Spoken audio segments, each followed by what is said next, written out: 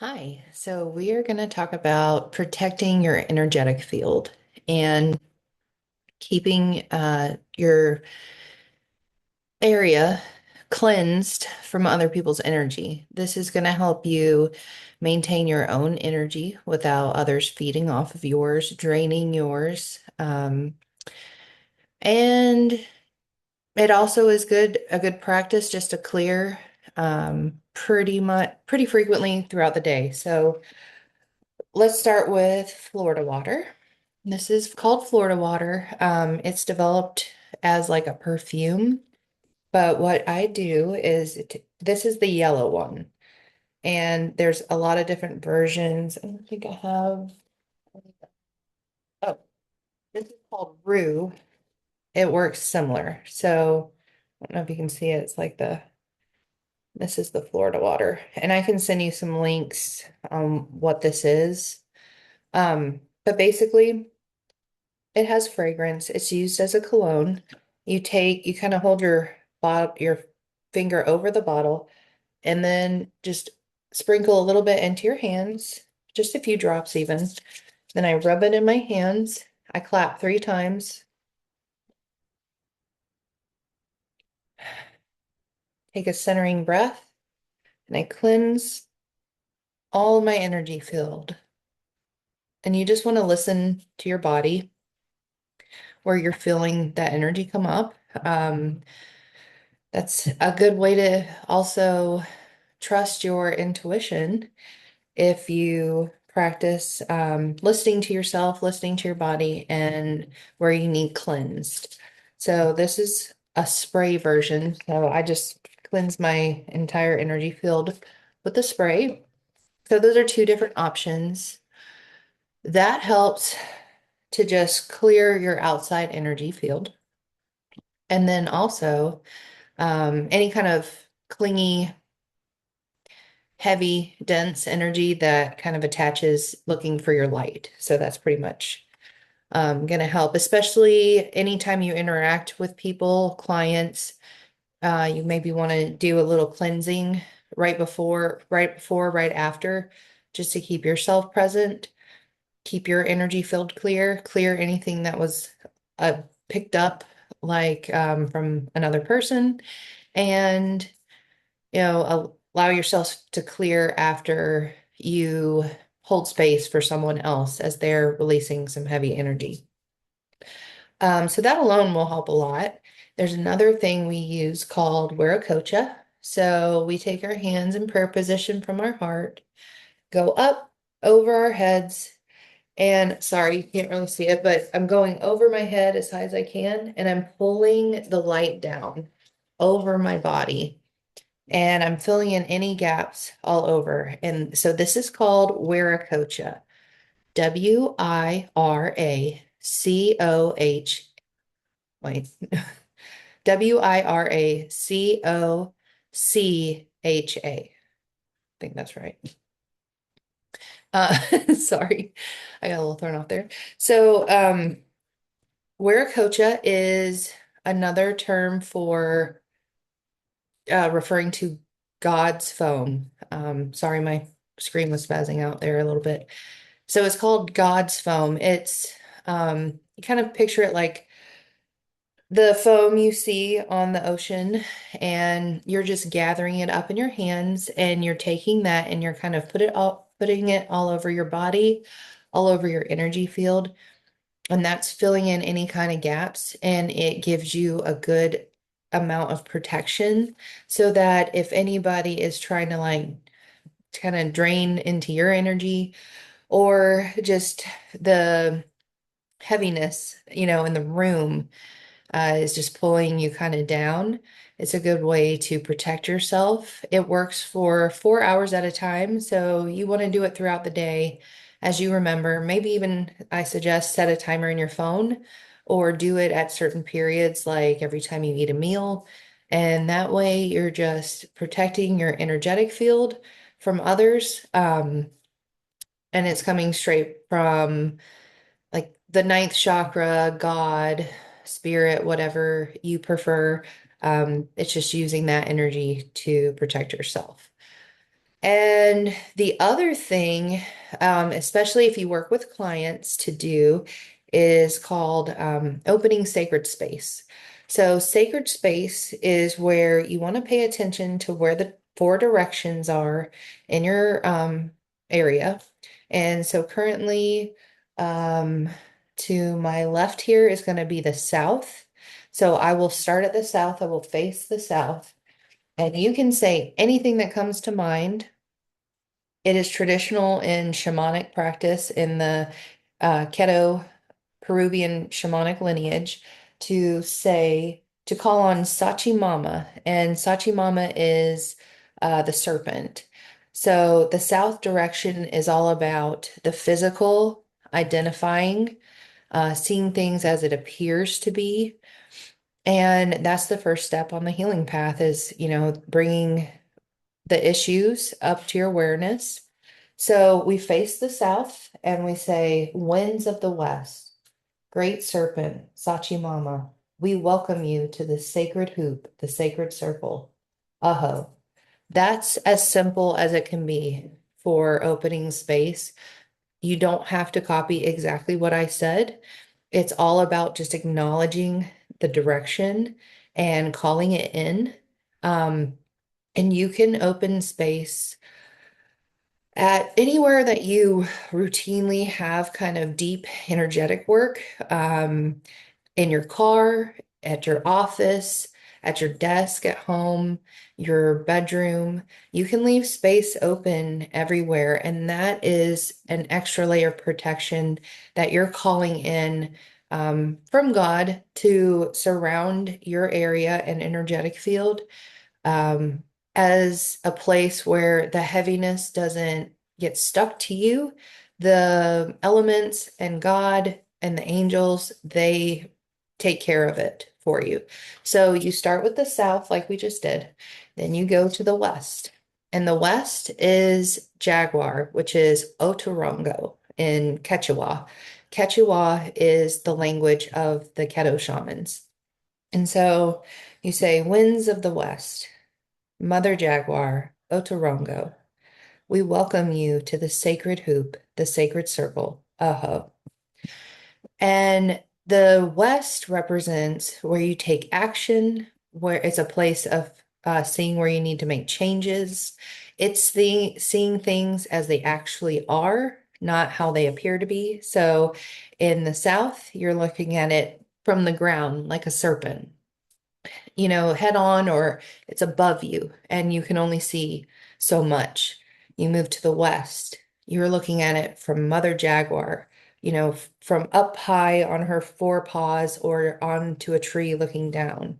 And you can track, so you track your next move. You walk fearlessly as the jaguar. You face death, which death, of course, could mean, physical death, but also it means death that allows rebirth. All these little cycles of death and rebirth that we have in our lives. So that is as much or as little as you want to say, just acknowledging and calling the winds in to the sacred hoop, the sacred circle is enough. So just go with it, trust your intuition, practice a few times by yourself, and um, you can just allow yourself as you feel comfortable to know what to say as you move throughout this is called the medicine wheel. So then we'd move on to the north. And so the north is hummingbird. And in Quechua, hummingbird is Kienti. Kienti, hummingbird, shows us the silver lining, the sweetness in life, and is also where it's funny that I'm getting tripped up on words because it's where it's more energy. It's not even something you can say. It's a knowing, it's the mythic. It also is where our ancestors live. And so when you want to call on your ancestors to help you through something, that is a great direction to focus on is the north or the hummingbird. And so that will open space in the north. Oh, great winds of the north, beautiful Chianti, you show us the sweetness in life, that beautiful nectar that makes it all worth it. We welcome you to the sacred hoop, the sacred circle. Aho. And now we move to the east. So the east is eagle, anka in Quechua, condor, kuntar. And the eagle flies wingtip to wingtip, high in the sky, giving you that 40,000 foot view over everything, which is God's perspective. This is where you see how it all comes together, how it all interconnects, and from a loving, blameless, God's point of view. So we will call in, face the east, and we say, winds of the east, great eagle, anka, condor, kuntar, we welcome you to the sacred hoop, the sacred circle. Help us transcend anything showing up in our life that we are ready for a change. Aho. So transcendence, that's what this perspective is about. So finally, or not finally, actually, there's one more after this. So next we move to Pachamama and we put our hands down touching Pachamama. Pachamama is Mother Earth in Quechua, and we call in Pachamama. Great Pachamama, we welcome you to the sacred hoop, the sacred circle. Thank you so much for the abundance you provide us, to the two-legged, the four-legged, the winged ones, the feathered and the furred, the creepy crawlies, and all. We welcome you to the sacred hoop, sacred circle. Aho. So it doesn't have to be that involved, just what calls you, whatever your connection to Mother Earth is best, and just allow it to flow.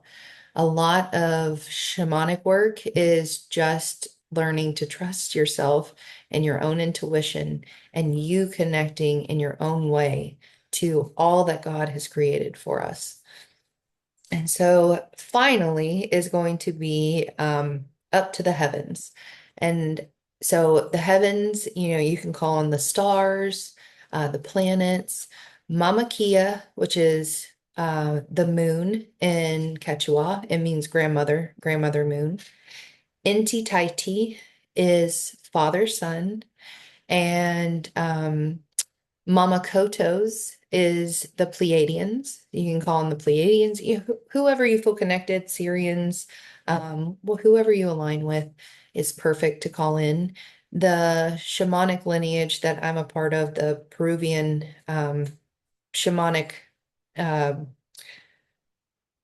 they're called Pacos in Peru, but shamans. They connect to the Pleiadians a lot. They feel there's like a very big connection to them. And actually, it connects throughout a lot of different cultures that were isolated over, in the past. A lot of them connected to the Pleiadians. So that's just a little tidbit. But call on God, Espirito Blanco. Quechua is a bit of a mix of Spanish and Quechua. So it will be different. It'll be similar things if you do know Spanish. Caracacolic is what their word is for archangels, but just saying archangels is great. Whatever you feel called to, you call upon that to enter the space and protect it. And so you are creating a sacred hoop around you of protection. And that allows anything that you are helping energetically shift in someone else or even yourself, anything heavy or dense, it helps take that for you and release it wherever it needs to go. So that pretty much in a nutshell is opening sacred space. That's another form of energetic protection. When you are doing, you can open it for the day, and then at the end of the day, you can close it. So that's, you can also do something called opening big space which is something if you want to keep, if you feel called to keep it open permanently, whether it's like in your home, your office, at your desk, places where you do a lot of energy work, you open something called big space, and you'll leave big space open. But there are times when you're going to open small space, and you're going to open small space. Maybe if you're doing energetic work with some clients, you will open it in the morning before you begin, and it'll stay open until at the end of the day, you close small space.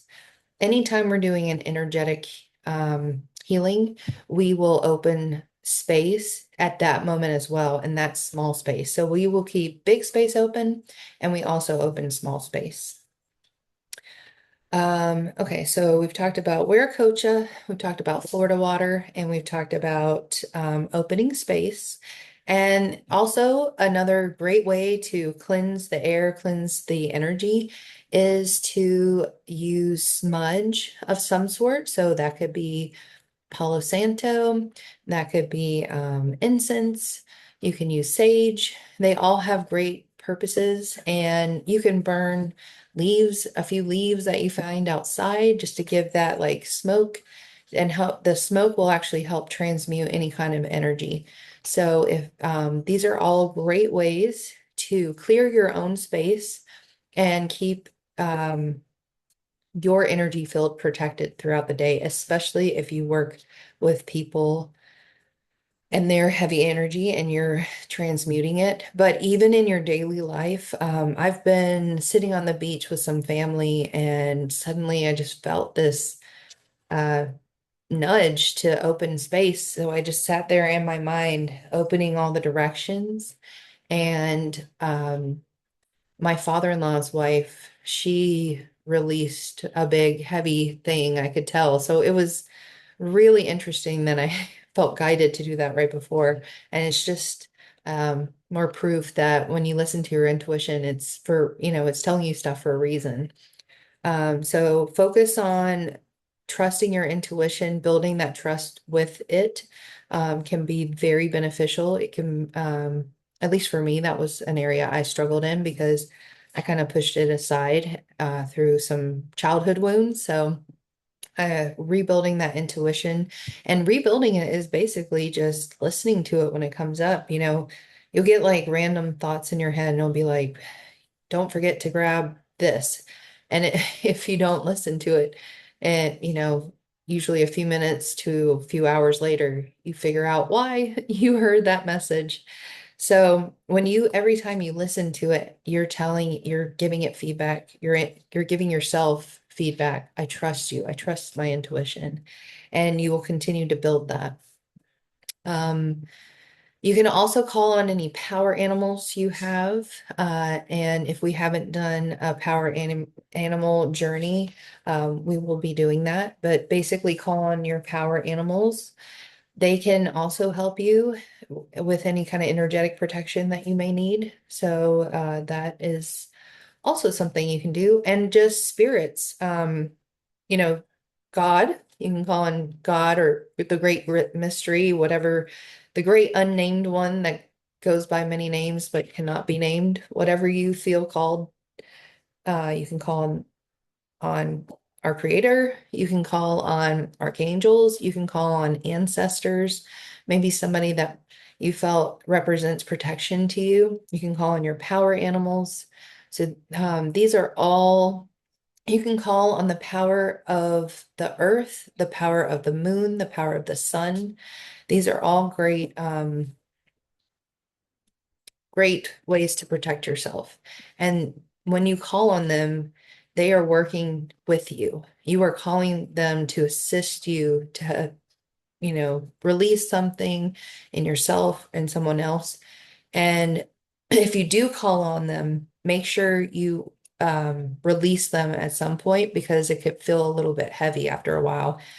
It's like you're dragging the sun around with you at all times, or dragging the earth around. So don't forget to let it go too. You can always call them back.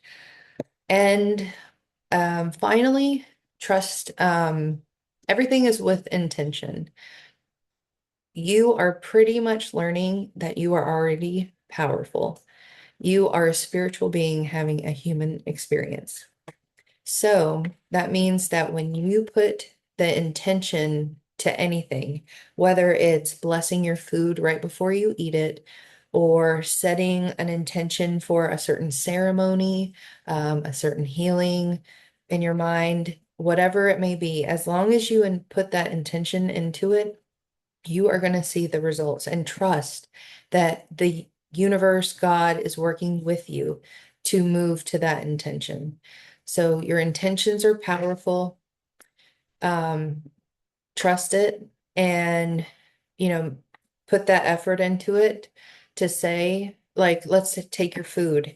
Or if you take a medicine that you have to take right now, but you hate that you take it and maybe you want to stop taking it, you don't want to curse it. You don't want to say, "Oh, I hate this pill," and then you put it in your mouth. You know, you're kind of energetically harming yourself by doing that.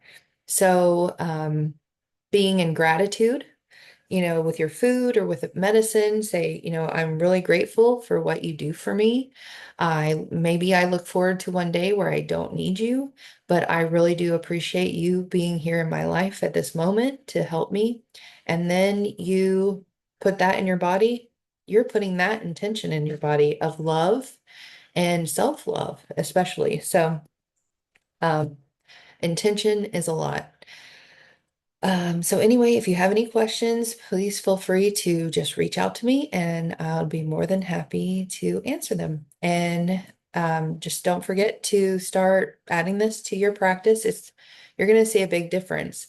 Maybe when you first start adding this stuff, start journaling just about what you experience and what you notice in yourself by doing the energetic protection versus times maybe you forgot to do it, and then write down how things happened at that time. And you're going to see that this is pretty helpful when it comes to heavy energy and just having like a clean, energetic practice. So, anyway, take care, and I'm here if you have any questions.